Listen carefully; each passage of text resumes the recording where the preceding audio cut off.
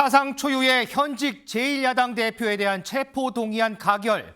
여기에 곧바로 다음 주 화요일 영장실질심사 날짜까지 잡혔습니다. 그럼 단식은 또 어떻게 진행이 되는 걸까요? 이재명 대표의 앞으로의 상황 첫 번째 앵커의 픽에서 얘기해 보겠습니다. 자, 민지숙 기자, 궁금한 게 뭐 여러 가지가 있는데 그중에 하나.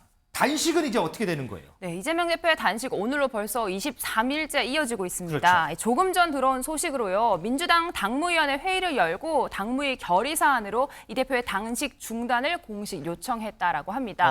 오늘 오전에는 박주민, 우원식 의원 등 친명계 의원들이 직접 이재명 대표 입원해 있는 녹색병원을 찾았습니다. 네. 단식 이제 그만 중단하고 영장실질심사에 실제로 대비를 해야 한다 이런 목소리를 전한 건데요. 현장에 있었던 우원식 의원 목소리 직접 듣고 오시죠. 네, 우원식 의원이 병원을 찾은 이후에 이재명 대표와 나눴던 이야기에 대해서 직접 이야기를 했는데요. 네. 이에 대해서 이재명 대표가 직접 대답을 한 내용은 없었다라고 합니다. 자, 그리고 또 하나 궁금한 건 영장실질심사 날짜가 잡혔어요. 네. 이재명 대표 가겠다 말겠다 얘기 나온 게 있을까요? 네, 당 관계자는요. 일단 심사 출석을 하려면 현실적으로 단식부터 중단을 해야 되는데 네. 어떻게 될지 잘 모르겠다라는 입장을 전했습니다. 변호인과 일정을 논의 중이고 정해지는 대로 공지를 하겠다라고 했는데요. 영장심사 일단 당사자 출석이 원칙이기는 합니다. 네. 하지만 신문 포기 의사를 밝히면 변호인 대신 출석할 수도 있고 이 대표가 건강상의 이유를 들어서 이 날짜 조율될 가능성도 있습니다. 이런 가운데 이재명 대표 조금 전에요. 이 병상에서 두 번째 메시지를 냈습니다. 거취에 대한 본인의 직접적인 언급은 없었고 국민만 믿는다, 굽힘 없이 나아가겠다, 검사 독재에 맞설 수 있도록 민주당에 힘을 모아달라 이런 메시지를 전했습니다. 이재명을 넘어 국민과 나라를 지켜달라며 사실상 당원들에게 호소하는 듯한 메시지 다시 한번 냈습니다. 자, 그럼 이 메시지가 체포동의안 가결 이후 나온 첫 이재명 대표의 메시지인 거죠? 맞습니다. 자, 처음 메시지가 나왔으니까 이 부분 논평을 좀 하고 가겠습니다. 자, 이재명 대표가 국민을 믿고 굽힘 없이 정진하겠다. 검사 독재 정권 폭주 퇴행 막아야 한다. 그러면서 사퇴 얘기는 없었는데 여기에 대해서 강성필 부위원장은 어떻게 좀 생각을 하세요? 네, 제가 그 이재명 대표의 입장문을 방금 찬찬히 읽어봤습니다. 네. 그 내용상으로는 특별한 내용은 느껴지지 않았지만 한자 한자 내용을 읽을 때마다 이재명 대표의 참담한 심정이 느껴졌습니다. 참담한 심정. 네. 그리고 마지막에 그 역사는 반복하면서 늘 전진했다라고 했습니다. 그리고 국민이 승리한다고 했는데 덧붙여서 모든 당원들이 하나의 역량을 모아서 당을 지켜나가자라고 당부를 했습니다. 네. 아마도 이것은 이재명 당대표의 체포동의안이 가결됨으로 인해서 분열이 될 수 있는 이 민주당의 상황을 매우 엄중하게 느끼고 분열하지 말라는 어떤 걱정에서 비롯된 것으로 알고 있습니다. 그래서 지금 당이 차분한 마음으로 분열하기보다는 서로에게 총구를 겨누기보다는 당의 앞으로의 상황을 어떻게 대응할 것인지 맞대는 것이 이재명 당대표를 위하는 것이라고 생각합니다. 우리 김재원 최고위원은 눈을 지그시 감고 계시는데 어떻게 이재명 대표 입장문 이렇게 생각을 해보신 건가요? 일단 이재명 대표 입장문을 저도 반쯤은 제대로 읽어봤습니다. 그런데 내용이 뭐 그동안에 여러 번 이재명 대표가 내놓는 입장과 큰 차이가 없었어요. 그리고 뭐 민주주의 이 역사는 진보 이런 내용인데 사실 이 내용은 제가 그 지난 대통령 선거 당시에 네. 우리 후보자의 그 네거티브 방어와 또 상대 후보 검증을 총괄하는 그 클린 선거 전략 본부장을 하면서 그렇죠. 많이 접했던 그런 사안들이거든요. 이 사안은 이재명 대표가 성남시장 시절에 이루어졌던 부패 행위, 부정부패 행위와 직접 관련이 있는 그런 범죄 사건이거든요. 네네. 그 범죄 사건을 지금까지 끌고 와서 이제 본인이 사법적으로 형사 구속을 면하고 계속 당권을 잡고 이 민주당을 끌고 가서 자신이 이 정치적으로 앞으로도 정치적 미래를 도모해 보려는 그런 과정 중에 하나다. 뭐 그런 생각으로밖에 보여지지 않습니다. 네. 민주주의가 발전하려면요. 적어도 이재명 대표 같은 분이 민주당에서 빨리 당권을 내려놓고 국민의 심판, 법의 심판을 받고 깨끗하고 떳떳하게 나타나는 것이 맞지 않습니까? 역사적으로 지금 사상 초유의 상황이라고 했는데 사상 초유의 야당 대표가 이렇게 많은 범죄를 저질렀다고 지금 의혹을 받고 있죠. 혐의를 그리고 받고 있는 거죠. 또 관련되는 사람들이 주위 사람들이 다 또 인정하잖아요. 심지어 조폭 출신의 사업가가 그런 말을 했다고 하잖아요. 근데 살다가 저런 사람들 처음 본다고 조폭들조차 지금 우습게 여기는 그런 상황인데도 불구하고 온갖 미사 여구를 통해서 자신의 그 안전을 도모하기 위해서 자신이 구속되지 않기 위해서 이제는 마지막 수단인 그 생명까지 걸면서 이 단식 투쟁을 하고 있는 모습. 그러나 법의 그 심판, 정의 심판을 벗어나기는 어려울 거라고 생각합니다. 알겠습니다. 자, 그러면 이동석 전 행정관은 어떻게 좀 예상을 하세요? 어쨌든 영장 실질 심사 날짜는 잡혔어요. 자, 단식하는 와중에 뭐 심사를 받을 수는 없을 것 같고 단식을 어떻게 좀 풀까요? 오늘 뭐 당무위원회에서 결의도 하기도 했다고 하는데. 뭐 계속해서 단식을 이어가지 않을까 그런 이어갈 생각을 것 합니다. 그 이유 중에 하나가 만약에 뭐 단식을 중단한다고 했으면 사실 어제 가결된 이후에 바로 단식을 중단했을 거라고 봐요. 근데 지금 오늘까지도 단식을 이어가고 있다는 것은 앞으로도 실질심사에 가기 전까지도 단식을 이어가는 그런 행보를 보이지 않을까 생각이 됩니다. 지금 사실 이재명 대표의 단식이라고 하면은 링거 지금 계속 맞고 그런 단식을 하고 있지 않습니까? 네네. 그런 걸 봤을 때 어느 정도의 그런 뭐 몸에 그런 어느 정도 영양분은 들어가고 있다고 봐요. 그래서 그렇게 극심한 상황은 아니라고 보고 앞으로도 계속해서 단식 투쟁으로 인해서 민주당 지지자들의 집결을 유도하지 않을까 그런 생각입니다. 알겠습니다. 자, 이재명 대표의 운명을 가를 다음 주 화요일 영장 실질 심사 관련해서도 좀 짚어보겠습니다. 설주환 부위원장, 자 여기서 검찰 측, 이재명 대표 측 상당히 치열하겠어요? 일단은 뭐 혐의점이 일단은 4개 정도가 되고요. 네. 이제 그 중에서 그 한동훈 장관이 이제 제안 설명을 하면서 나온 것들이 일단 뭐 제일 중요한 것 중에 하나가 우리가 소위 아는 뭐 백현동 사건이라든지 쌍방울 사건 외에도 위증교사 뭐 이런 부분들이 있거든요. 특히나 지금 검찰에서 가장 그러니까 중점적으로 지금 설명을 할 부분은 저는 증거인멸 우려 부분을 굉장히 중점적으로 설명을 할 것이다 봅니다. 증거인멸, 예. 다른 부분은 별로 없어요. 예를 들어 범죄의 중대성이라든지 뭐 도주 우려 이런 구속 사유에 필요한 우려가 3가지가 있는데 하나가 마지막이 증거인멸의 우려거든요. 네네. 그렇다고 한다면 범죄의 중대성이라든지 뭐 이런 부분들은 검찰에서 주장한 대로라고 한다면 뭐 충분히 인정될 만한 것이지만은 증거인멸의 우려를 상당히 중점적으로 할 것이다. 왜 그러냐면 우리가 한 3, 4개월 전부터 우리가 기사를 뉴스를 잘 보시면 네. 이와 관련한 수사들이 검찰에서 순차적으로 계속 해오고 있다는 것들이 알 수가 있어요. 특히나 뭐 예를 들어서 조서 유출 사건, 조서 유출 부분에 대해서 수사를 했다든지 네. 뭐 최근에 무슨 뭐 이화영 씨 재판과 관련해 가지고 뭐 배우자를 민주당 의원이 네, 만나서 회유했다는 회유 의혹이. 압박을 한 것은 아닌가 뭐 이런 부분에 대해서 지금 계속 수사를 하고 있는 과정이거든요. 네. 그러니까 검찰에서는 아마 이러한 것들을 보통 이제 PPT 자료 이제 이런 사건에서는 보통 PPT 자료를 해서 1시간 반에서 2시간 정도 설명을 하거든요. 이제 그 변호인 측에서도 거기에 맞대응해서 아마 준비를 할 거라고 저는 생각을 합니다만은 상당히 검찰에서 이러한 부분에 대해서 전문적으로 하는 또 그것만 담당하는 검사들이 있어요. 그렇기 때문에 이러한 부분에 있어서 이재명 측에서 굉장히 자세하고 굉장히 심혈을 기울여서 준비를 해야지 않을까라는 생각도 들고 뭐 둘 간의 어떤 그날의 아마 이 설명이 상당히 치열할 것이다. 그래서 결정은 보통 제가 했을 때 뭐 새벽 정도에 나오지 그 다음 날 새벽 정도에 나오지 않을까. 우리가 소위 얘기하는 밤 늦게나 내일 새벽쯤 나올 것입니다. 이런 네, 부분이. 그렇습니다. 김전치 의원님, 이게 그러면서 이제 양측의 이제 치열하게 공방을 하면 그 가운데에서 이걸 심리하는 그 정담 판사 관심을 또 받잖아요. 오늘 보니까 유창훈 부장 판사가 이제 맡는다고 해요. 근데 이번 보니까 최근에 관심이 집중되는 인물들의 영장 심리를 많이 했더라고요.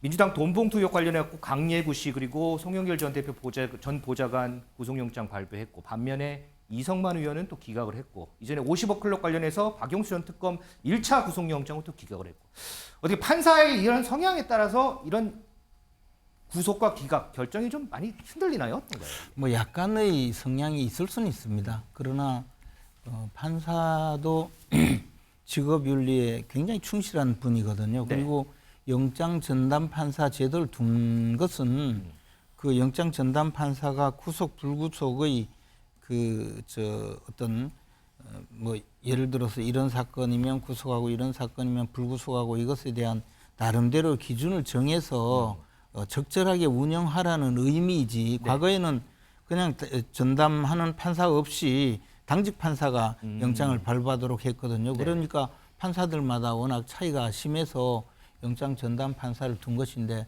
사실 저도 그 재판을 받아봤거든요. 네. 그 문재인 정권 때 이른바 국정농단 사건으로 재판을 받았는데, 운 나쁘게도 재판 받을 때마다 우리법연구회 담당 판사가 그러면 굉장히 겁이 나요. 그래서 또 우리법연구회 출신 변호사를 찾아가서 변호인 선임도 하고 했는데, 그러나 무죄를 받았거든요. 그래서 사법부의 그 결정에 대해서 너무 막 민감하게 저분은 영장을 좀 발부하는 경향이 높다, 저분은 좀 기각하는 성향이 강하다, 이렇게 해서 막 그 언론에서 좀 보도를 심하게 하는 것은, 저는 그것은 그렇게 옳지는 않다고 생각하고요. 네. 다만 언론 보도를 보니까 저분은 조금 기각을 많이 한다고 뭐 그런 뭐 알려져 보도도 있더라고요. 있기는 하던데, 저는 이 사안은요, 이 사안은 워낙 중대한 사안이기 때문에 그리고 말씀하셨다시피 이 증거인멸 우려도 있고 또 사안의 중대성도 강하고. 네. 그런데 이제 아마 이렇게 이야기할 거예요. 아니, 도주할 우려가 있느냐, 증거인멸할 우려가 있느냐, 이런 주장을 하지만 우리 사법사상 전직 대통령이 다 구속이 됐었잖아요. 네. 그분들이 뭐 도주 우려가 있어서 구속했습니까? 사안이 중대성이 있다고 해서 구속했죠. 그래서 이 사안에 대해서는 결국은 이 지금 검찰에서 문제 삼고 있는 이 사건이 진실에 부합하냐, 네. 아니면 이재명 대표의 말이 맞느냐, 뭐 그것을 가지고 결정할 거라고 생각합니다. 알겠습니다. 자, 강성필 부위원장. 그러면 자, 이렇게 검찰 측, 이재명 대표 측 치열하게 공방을 했어요. 여기서 가정 하나. 네. 공방했는데 네. 구속영장이 발부가 됐다. 네. 자, 그러면 가장 관심은 이재명 대표의 거취가 아닐까 싶은데 어떻게 보세요? 맞습니다. 만약에 영장이 발부가 된다. 그러면 이재명 대표가 대표직을 수행할 수 있는지는 절차적으로 봤을 때는 무리는 없어 보입니다. 네네. 아마 도의적인 문제는 있겠지요. 그리고 당 내 외부에서 여러 가지 말이 있을 것입니다. 하지만 결국에 이재명 대표가 사퇴한다. 그것은 결국 친명, 우리가 말하는 친명과 비명의 관심사는 공천권의 문제거든요. 그렇기 때문에 대표직은 유지를 하고 아마도 그러한 문제는 어떤 적절한 기구를 만들어서 좀 해결해 나가지 않을까. 또한 지금 당장에 이재명 대표가 사퇴한다고 하면, 거리가 되면 또 다른 뭐 딱히 대안이 없다는 게 또 당내에서의 주류 비주류의 또 의견이거든요. 그렇기 때문에 일단은 대표직을 유지하면서 네. 어떤 당내외 간의 어떤 인사들과 합의를 거쳐서 어떤 기구를 만들어서 대응을 하지 않을까, 그렇게 예상하고 있습니다. 자, 그러면 민주당 내에서는 어떤 생각을 가지고 있을까요? 의원들의 발언들 좀 들어볼까요? 최악의 경우 상황이 온다고 하더라도 당대표로서의 어떤 권한을 적정하게 행사해야 될 것으로 보고 있고, 당 원내나 또는 또 최고위원회나 또 당 지도부도 더 견결하게 또 이재명 당대표 중심으로 뭉치지 않겠나, 그렇게 확신하고 있습니다. 이재명 대표가 구속되는 사태가 없길 저도 진정으로 바랍니다. 그런데 어쩔 수 없이 구속영장이 발부됐다. 그러면 대표직 그만둬야죠. 아니, 무슨 독립운동하다가 교도소 간 것도 아닌데, 그게 나중에 무고함이 밝혀지다 하더라도 지금의 국민적 시선을 본인이 대표직을 유지할 수 있는 리더십이 보장될 수 있나요? 그냥 이렇게 옥중 뭐를 하겠다. 이거는 제가 볼 때는 진짜 강짜죠. 혹시요, 아까 이재명 대표 오늘 첫 입장문에는 뭐 사퇴라든지 거취 문제는 없었는데, 만약에 이제 구속이 된다면 스스로 물러날 수도 있을 것 같다라고 혹시 생각하시는 패널 있으신가요? 아, 전혀 없으세요? 다 의견들하고 좀, 김재원 최고위원. 저는 우리가 알고 있는 이재명 대표의 인간 됨됨이로 봐서는 절대로 사퇴하지 않을 거라는 지금의 생각을 성향까지 합니다. 봤을 그러나 때, 예. 정치적으로 총선을 앞두고 있잖아요. 네. 그리고 민주당은 단순히 그냥 제1야당에 불과한 정당이 아니고 사실 우리나라 민주주의를 이끌어온 민주화 운동 과정에서 굉장히 큰 역할을 해온 전통이 있는 정당이거든요. 네네. 그런 상황에서 제1야당 대표가 딴 것도 아니고 자기가 시장 시절에 저지른 여러 가지 범죄 행위로 구속이 되어 있는데 총선을 치르려고 하면 얼마나 당 지지율도 떨어지고 그 내부의 반응이 또 얼마나 많은 격한 내부 투쟁이 있겠습니까? 네. 그리고 말로는 뭐 제3자를 통해서 기구를 만들어서 그분들로 하여금 선거를 치르겠다고 하지만 솔직히 이야기해서 우리 국민의힘에서 뭐라고 하겠습니까? 교도소관 대표가 있는 저 정당에 표를 주시겠습니까? 뭐 그렇게 할 거 아닙니까? 네. 그러면 그 선거가 될 수가 없거든요. 저는 한 달 내에 끌어내릴 수밖에 없는 내부적인 그 에너지가 생길 것이고요. 지금은 아마 정청래 그 수석 최고위원이 자기 천하가 왔다고 생각하고 한 달 정도는 끌고 가겠지만 민주당이라는 정당도 여전히 대한민국에서 역사가 깊고 또 복원력을 이어갈 수 있는 아주 큰 그런 능력을 가진 정당이기 때문에 본인의 생각과는 확연하게 다르게 하루가 다르게 그 상황이 변화가 되리라고 봅니다.